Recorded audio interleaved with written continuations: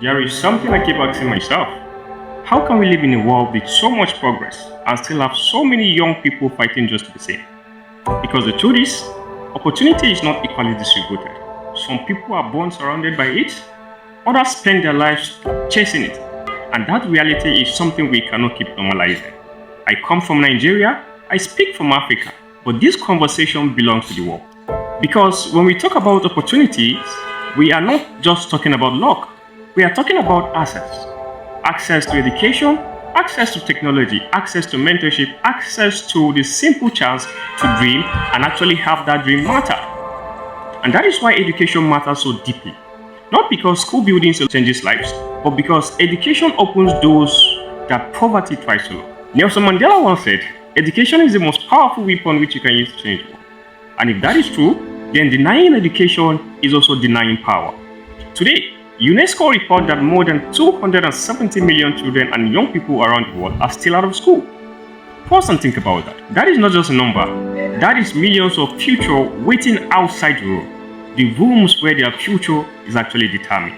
And Nigeria carries part of that burden. UNICEF says about 10.5 million Nigerian children between the age of 5 and 14 are out of school. Not because they are incapable, not because they do not matter, but because too many systems still fail the people who need them.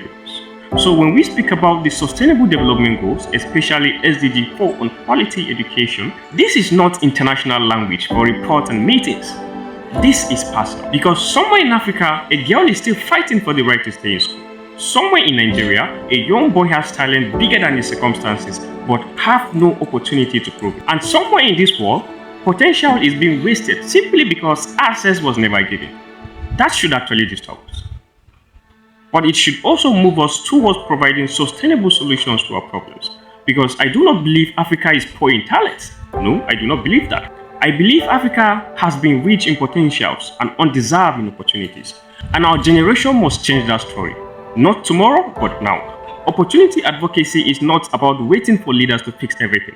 It is choosing to become part of the answer. It is choosing to become part of the solution. To speak, to build, to mentor, to create, and to challenge the system that leaves people behind. Because silence have never changed history. People have. And maybe that is why we still believe. I believe in Nigerian youth. I believe in African youth. I believe in a generation that refuses to inherit hopelessness.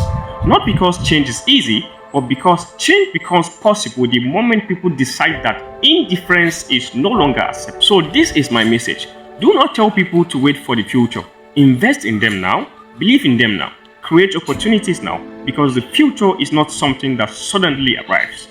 The future is something we build together.